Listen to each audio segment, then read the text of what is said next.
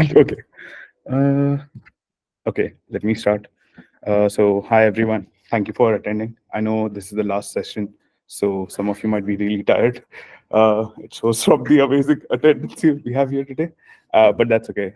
Um, so, in this session, I want to talk about how you can ship code faster and why this session is important. Will be shared soon. So, let me just introduce myself. I'm Kaustubh. I joined Mercari as a new grad, much like most of you, in 2019. And for 2 years, I worked in Mercari US from the Tokyo office as a search backend engineer. And after that, I moved to JP Marketplace to work on product data. Um, so let me just start. So there was a survey of what kind of metrics a tech company uses to track developer productivity. And as you can see here, there are a lot of big major companies mentioned. And if you look at what they have measured, you'll see a few repeating patterns like ease of delivery, how like what is the cycle time for a pull request, and uh, yeah.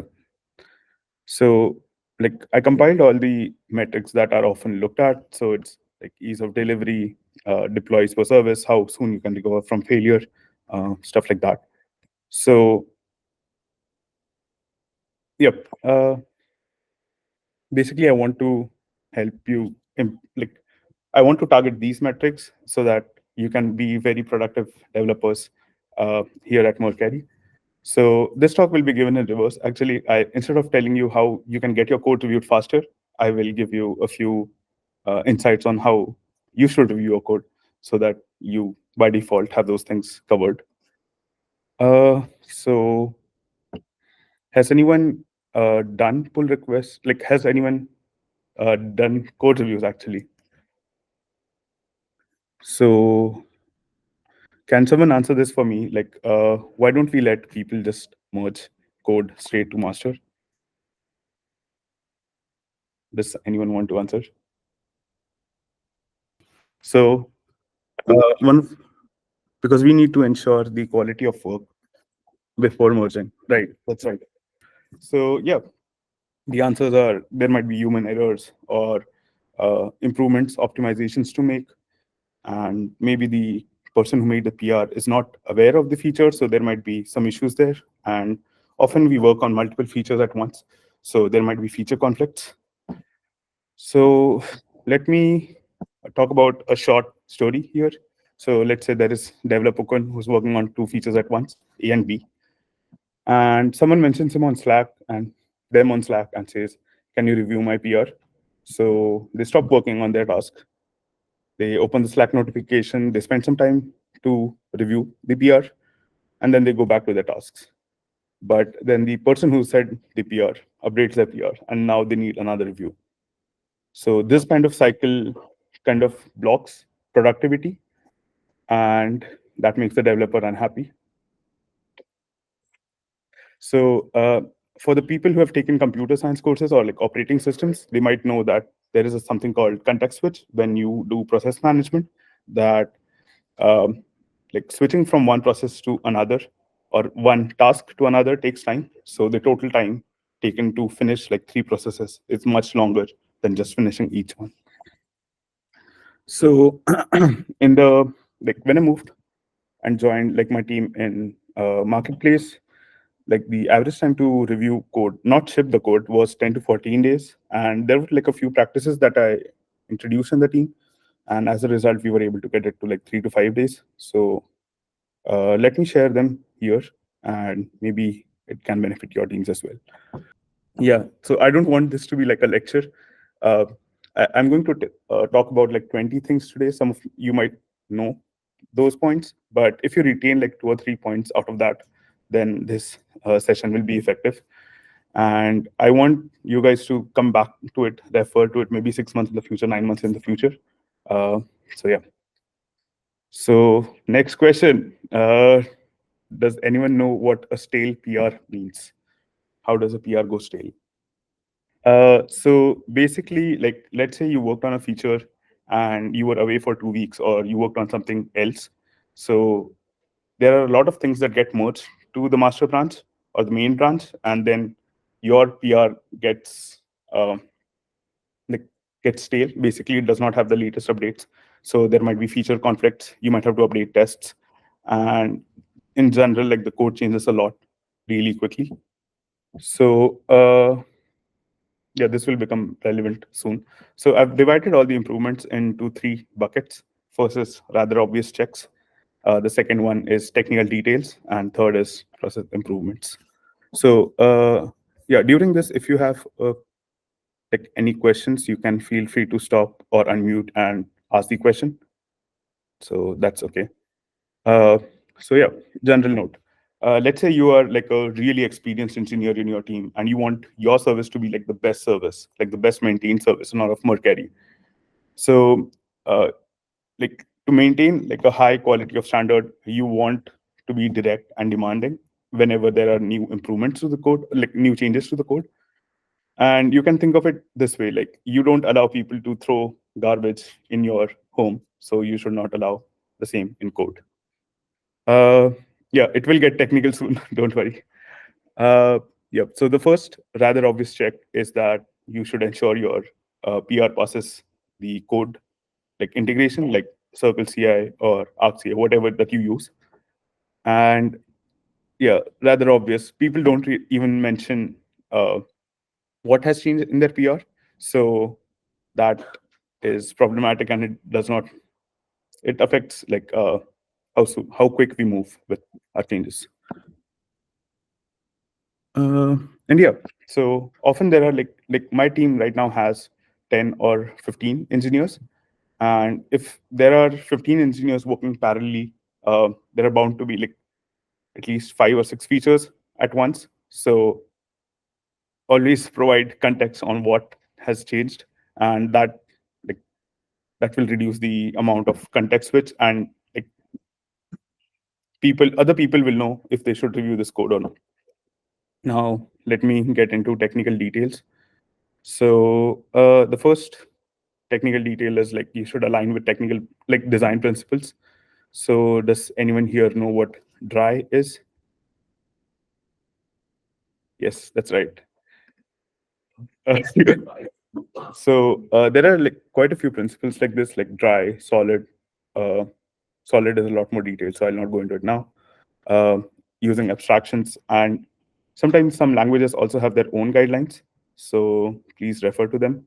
But again, these are guidelines, not hard rules to live by.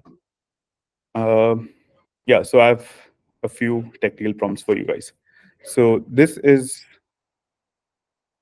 a code change that someone made. Can anyone identify here what is the issue? The thing is, like, often when we write a code, we only think about the happy path, like what if everything goes right? But we also need to consider whether like the function that we are calling might return a null object or like an empty object. So we need to ensure that we have like more checks in this case. Um, and as next technical detail is n+1 query. Does anyone here know what does it mean? Seems not. Let me just like I'm going to talk about it anyway.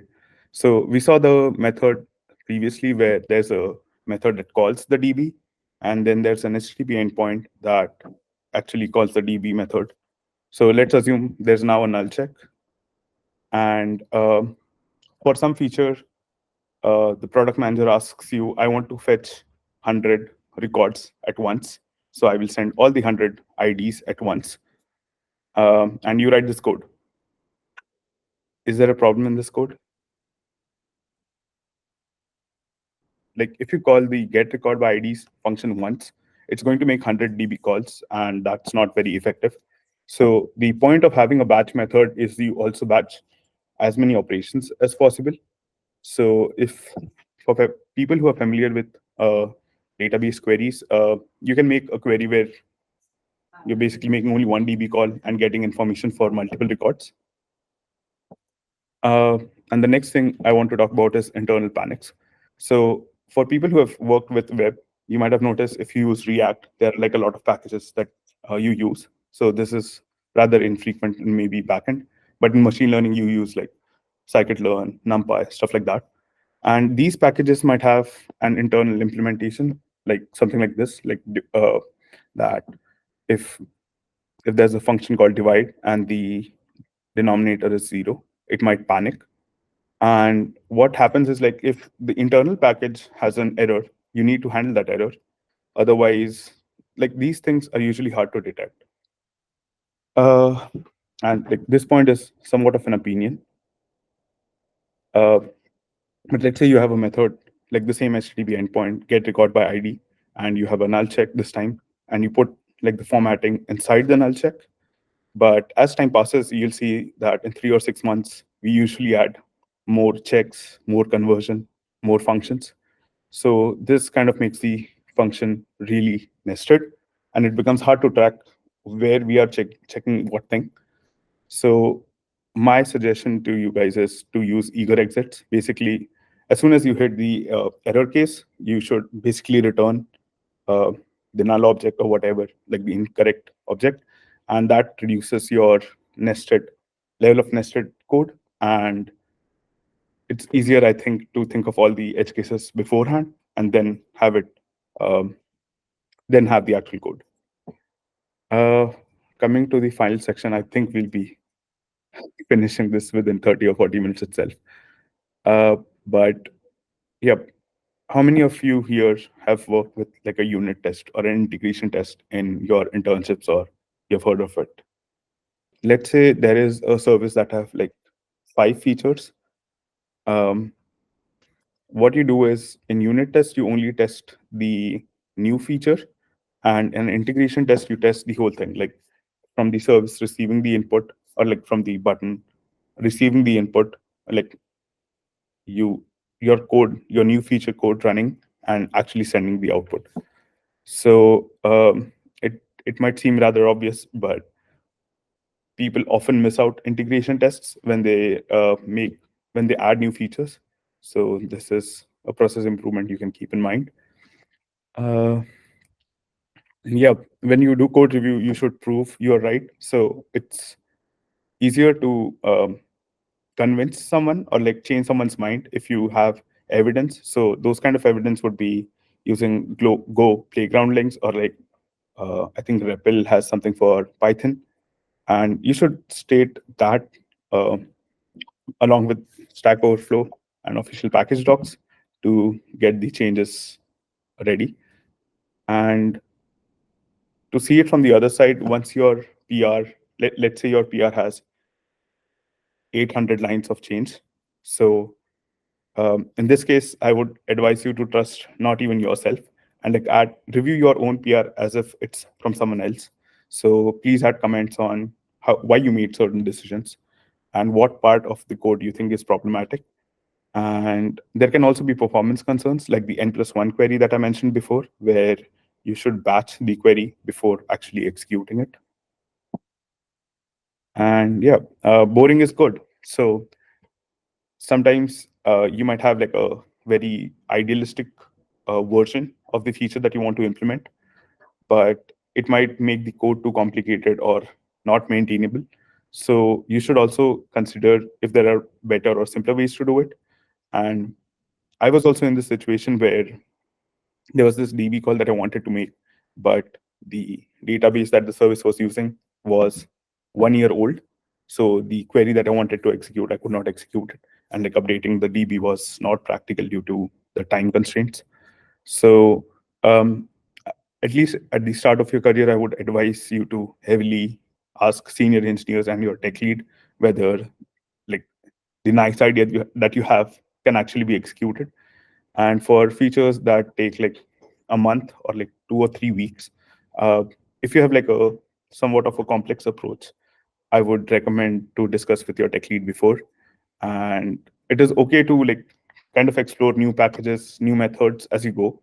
But if like the release that was supposed to happen last month does not happen today, like if something's expected to happen in 1 month and it takes you 2 months, then that will affect negatively, like, yeah, everything.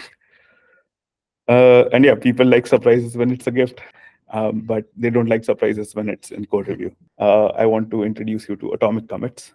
It's nothing new, but each commit that you make in the PR should do exactly one task.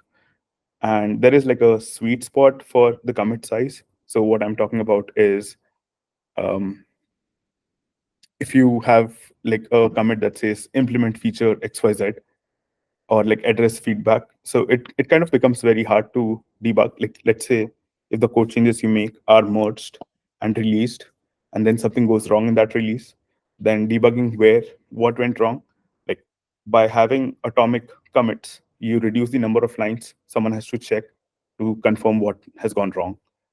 And each like repository might have, each service might have their own convention, like they want to have like store, add, fix, these kind of prefixes in their commit. And you can also use some sort of shell automations, like the one I have on right, like where you have the ticket number automatically added uh, to your commit. I think easily 30 to 50 merges a day. And in that case, like if something goes wrong in your commit, in your PR, then it will become very hard to track what has gone wrong. So you can reduce the time to debug by having appropriately sized commits. Uh, yeah, this is specifically for GitHub and Markdown. But if you want to add like your response, like if you add a new endpoint that has a response that you want to share on GitHub, and there's something that you can do here to, you can use Markdown basically to generate this kind of views. Does anyone here know vaguely how you can do this on GitHub? Yeah, we use GitHub in Mercury, so I'll only focus on GitHub for now. Has anyone seen this kind of thing before? You can use Markdown, and like this is somewhat like an HTML tag to generate this kind of information. And what it does is it makes, I don't have to scroll through pages of information to get what has changed. And there are a lot of features like this. You can embed images and stuff, and you can center those. You can put sizes for the images. So please feel like, I implore you to go through GitHub Markdown's features and use them as often as you can. And now for the people who are already experienced at code review, I think it's a good idea if you can summarize what your code review has said, so the person who has made the PR can appropriately identify which file they need to change, which part of code they need to change, instead of having to go through the whole thing. And yeah, this is, I think this is the last one. Yes. This is the most impractical suggestion, but it works. So I suggest that you should know the entire code base that your team manages. This is impractical at first, but the plan that I've found to work is, in the first 3 months, you should focus on what features or what screens your team owns, and like how those features are implemented, how those buttons work, which API does it call, or stuff like that. And in the next 3 months, you should focus on who are the owners. So I'll give an example for me. So I manage the metadata services, and who calls it is search, home, um, recommendation. So these three services call it. And why are certain design decisions made? Um, so this kind of will help you understand why, like how the team thinks, and like how you can easily propose new features, or like if you want to add a new feature, what is the guideline that you should use. And once you have done this in 6 months, it becomes very easy to identify, like, okay, I don't need to repeat myself. I can use this utility function, or I can reuse an existing function to um, implement what I want. I can add abstractions to improve the code. So in one case, like in my service, there were like 4 workers, and all of them were using this, like all of them were using the same object but declared 4 times. So there are certain abstractions you can discover along the way. And yeah, I think for new grads here, you're already a programmer. I don't need to teach you how to program, but you need to go from a programmer to an engineer. You might have experienced this in the internships you have done before coming here, but how an engineer is different from a developer is you will start to understand how you can communicate effectively with other roles like product managers or designers who don't have a technical like background, or sometimes you speak with, like for me, I'm a backend engineer, so I need to understand how to communicate with client engineers like iOS, Android, or web engineers in a way that they explain what I'm talking about without having to know how backend works. Um, how an engineer is different from a developer is you start to understand the feature and like how the user actually interacts with it. So based on that, you can simplify the architecture quite a lot. And you can also identify potential issues. Like, let's say there are two ways to implement something. You will start to think like, this is more natural for the user. So that will help you convince even product managers, like that will help you convince product managers make product decisions as well. And an engineer is responsible for the service that they maintain. A developer, like in open source, you can contribute to any service, but you don't really own the changes or like own what happens mostly. And to improve as an engineer, I have a few advices for you. Like I recommend you can read tech articles. So these are a few Slack channels like Group Dev Discuss, Tech Golang, Tech ML Paper. There might be a few more for client side, ML side. Um, and like people here already share information, so you don't have to actively look out for them. And I think after spending 2 or 3 months in your team, I recommend you also see how other members do code review. So you can start to understand, okay, if I want to get code reviewed from this person, this is what they expect. So you can spend less time in the PR review cycle. And additionally, like once you start to see how other people in your team do code review, you can start to understand, okay, these are the factors I need to understand. Like these are the factors I need to take into consideration. Like, for example, search uses this in this way. So I cannot make this change or like stuff like that. And finally, as a developer, you are concerned about the actual implementation. But as an engineer, you start to think, okay, what is the new traffic that will come? Like how many millions of requests I am going to see per day? Uh, how much CPU and memory do I need for the pods to manage this traffic? Can the database handle this new traffic? How much is the service cost going to increase? And what kind of user inquiries should I anticipate as a result? If you guys have questions, feel free to ask.